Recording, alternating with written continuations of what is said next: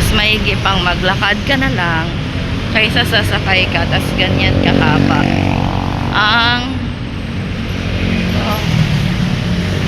mula doon hanggang dito.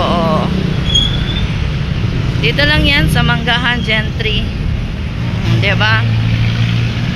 Edi pag naglakad ako,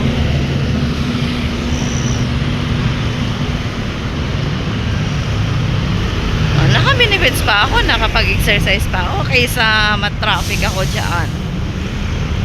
Mas maigi pang maglakad kasi papunta ako ng Imus. Ang walang traffic papuntang 13.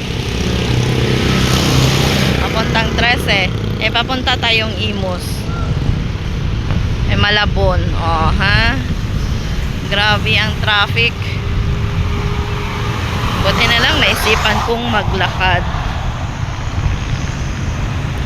Kasi yung asawa ko maaga umalis para iwas traffic.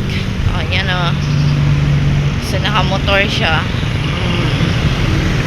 Diba? Siksikan. Buhol-buhol na traffic ko. Yung iba na shortcut na.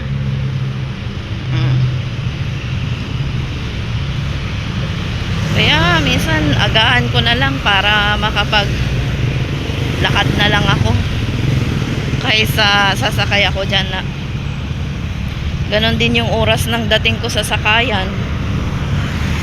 Kasi sasakay kasi ako ng Pamalabon puntang terminal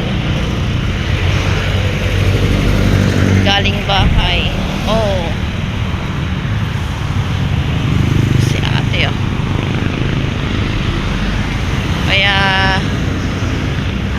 from house to terminal going to Malabon, nilalakad ko na lang yan. Medyo aga-agahan ko na lang alis ng bahay. Mga 15 minutes din yung lakad ko. Nakapag walking pa ako ng banat-banat pa yung mga buto-buto ko. Manggahan Gentry.